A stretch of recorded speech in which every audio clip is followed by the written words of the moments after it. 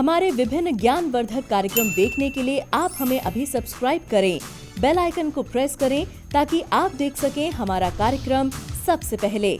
और अधिक जानकारी के लिए फेसबुक पेज को लाइक करना न भूलें। जय माँ इंद्राक्षी धाम में दर्शकों, आप सभी का हम हार्दिक स्वागत करते हैं। आज के दिन जिन जातकों का जन्मदिवस है, मैरिज एनिवर्सरी है, उन सभी को हमारी तरफ से बहुत बहुत शुभकामनाएं। आज हम आपको एक बहुत ही ज्योतिषमय अच्छी बात बताने वाले हैं, जिसको कई बार आप सुन करके डर जाते हैं। अब अच्छी बात कैसे जानिए।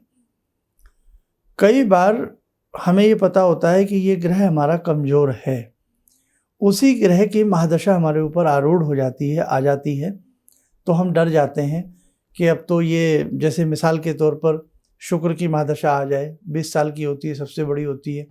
अब हम डर जाएं कि 20 साल तो हमारे ख़राब जाएंगे, अब कैसे होगा। तो आज मैं आपको बहुत अच्छा एक निदान बताऊंगा, आप इस कार्यक्रम को ध्यान से सुनिएगा। पंचांग देखते हैं। 23 सितंबर दिन बृहस्पतिवार, सन 2021, आश्विन मास, कृष्ण पक्ष, संवत 2078, तिथि 6:54 तक द्वितीया थी। उसके बाद तृतीया तिथि लग चुकी है। नक्षत्र रेवती, इसकी भी यही स्थिति है।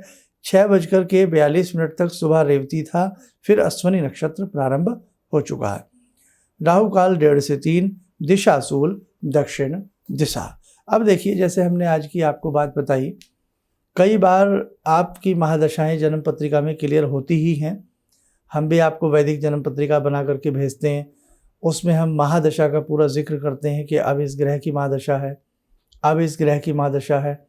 बाय द वे, आपने किसी को अपनी कुंडली दिखाई या हाथ की रेखाएं दिखाई और उन्होंने कहा कि आपके राहु तो बहुत अनिष्टकारी हैं, अमंगलकारी हैं, आपके जीवन में उथल पुथल आ जाएगी। और फिर ये पता लगा कि राहु की महादशा मुझे 4 महीने बाद या इतने दिन बाद या इतने महीने बाद मुझे शुरू हो रही है।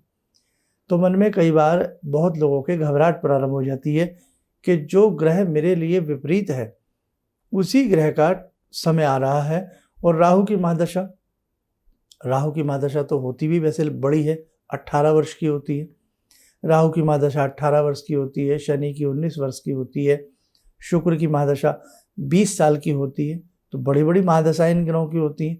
1-2 ग्रह हैं जिनकी बहुत कम समय के लिए आती हैं, लेकिन 1-2 साल तो किसी की भी नहीं होती, 5-6 साल से कम तो किसी की भी महादशा नहीं होती है। तो बड़ी दिक्कत हो जाती है। अब कमाल की बात है, राहु की महादशा जहाँ 18 वर्ष है, वहीं केतु की महादशा 7 साल की होती है। तो कई बार आप लोग बड़ा डर जाते हैं कि अब कैसे होगा ये समय, मेरा इतने लंबा समय मैं कैसे व्यतीत कर पाऊंगा। तो मैं आज आपको एक चीज़ बता रहा हूँ, अगर इसको आप ध्यान में रख के करेंगे तो आपको किसी भी तरह का कोई आपका काम भी नहीं बिगड़ेगा, आपके काम भी बनेंगे। और यदि आपको लगता है कि मेरी कुंडली में विपरीत ग्रह की महादशा आ रही है, तो उसका फल आपको नकारात्मक नहीं मिलेगा, सकारात्मक ही मिलेगा। और एक और आपको एक बहुत बड़ी बात बताऊं, हमेशा ध्यान रखना कि किसी भी ग्रह की जब महादशा प्रारंभ होती है, अब जैसे मिसाल के तौर पे राहु की महादशा प्रारंभ हुई 18 वर्ष की, या केतु की महादशा प्रारंभ हुई 7 साल की, तो कभी ये जरूरी मत समझना कि वो महादशा का सारा पीरियड आपके खिलाफ जाएगा। अब जैसे आप का मन होता है कि कई बार मन में आ जाता है कि सारा समय खिलाफ जाएगा हमारे, सारा समय विपरीत होगा। ऐसा कभी नहीं होता। एक कोई भी अधिकारी है, वो आपके विपरीत है, आपने मान लिया, और वहीं आपकी पोस्टिंग हो जाती है, आपसे वो ऊपर है। आप कहोगे अब कैसे होगा, ये अधिकारी तो मुझसे पहले ही चिढ़ता है, नफरत करता है, और इसी के संग रह करके मुझे अब काम करना है। तो अपने काम की मेथड को बदलना होता है, अपनी दिमाग की थोड़ी सोच को बदल दीजिए कि ये हमारा शत्रु है, हमें अच्छा रिजल्ट देना है और हमें किसी बात पर वाद विवाद नहीं करना है। तो कहीं ना कहीं हम बाजी मार सकते हैं, गुड वर्क के माध्यम से, अच्छे वर्क के माध्यम से, अच्छी सोच के माध्यम से हम बाजी मार सकते हैं। अब मैं आपको समझाता हूँ आपके ग्रहों के हिसाब से। एक इसमें दशा होती है, जैसे मैंने बताया, विंशोत्तरी महादशा तो अलग चैप्टर हो गया, ये तो मेन होती है। एक होती है अष्टोत्तरी महादशा, इसको भी कुछ लोग बड़ा बारीकी से ले लेते हैं। एक होती है आपकी योगिनी, योगिनी को भी बहुत बारीकी से ले लेते हैं। चलो योगिनियाँ तो कम समय के लिए होती हैं, लेकिन महादशा का एक चैप्टर कई बार फंस जाता है।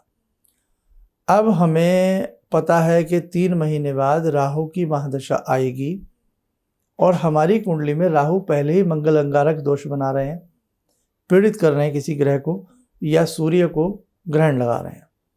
अब कैसे होगा? ग्रह की महादशा आने से पहले ही 1 माह पूर्व उस ग्रह का आप दान कर दीजिए। ठीक, आपकी बहुत अच्छे से आपको उस ग्रह का नकारात्मक फल नहीं मिलेगा। स्टार्ट होने से पहले ही हमने इंतजाम कर लिया। बरसात आनी है, बरसात आने से पहले ही हमने अपनी छत वगैरह को, रूफ को, सबको मजबूत बना लीजिए।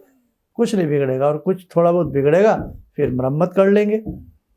अब जब महादशा प्रारंभ हो जाए उस वक्त में आपको उस महादशा का जो दिन बनता है, जैसे राहु है, राहु के निमित्त बुध बनता है, राहु के निमित्त शनि बनता है, बृहस्पति की महादशा है उसके निमित्त बृहस्पतिवार बनता है, थर्सडे गुरुवार बनता है, सूर्य की महादशा है उसका दिन रविवार बनता है।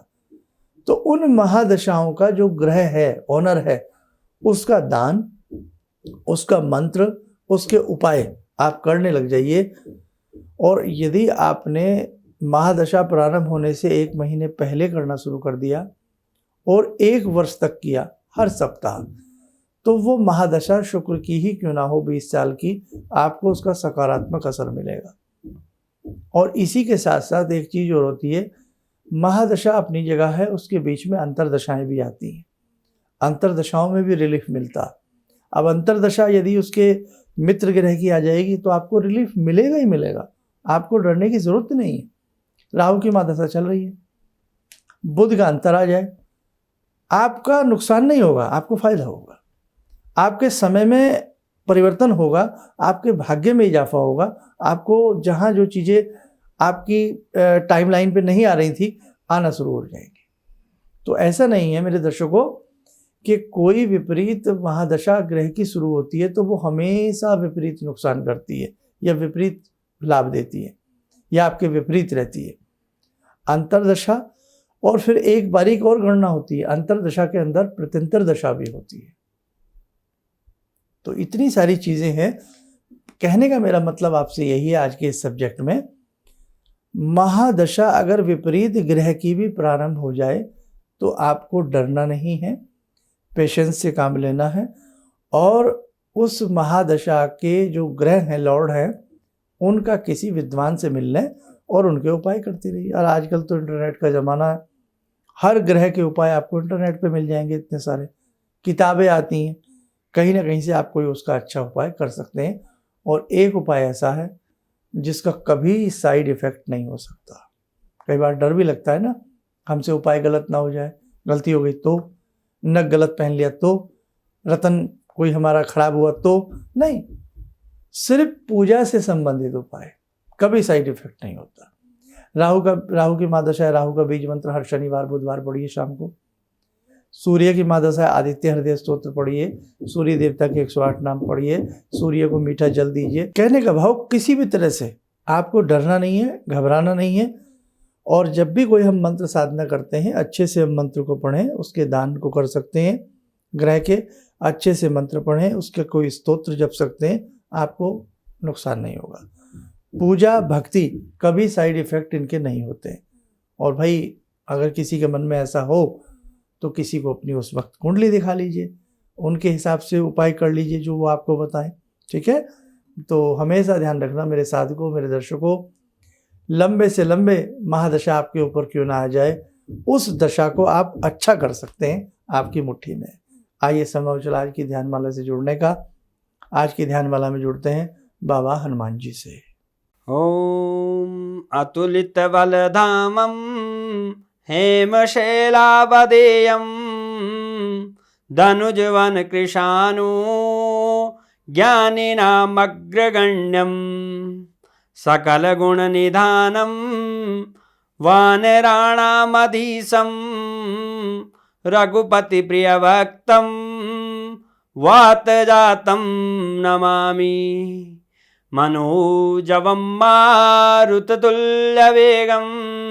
जितेन्द्रियं बुद्धिमतां वरिष्ठं वातात्मजं वानरयूथमुख्यं श्रीरामदूतं शरणं प्रपद्ये श्रीरामदूतं शरणं प्रपद्ये। रामाय रामभद्राय रामचन्द्राय वेदसे श्रीरघुनाथनाथाय सीताया पतये नमः। श्री हनुमंताय नमः। कवच बना लें, ध्यान करें, बाबा हनुमान जी का शुभ आशीष हमारे ऊपर बरस रहा है।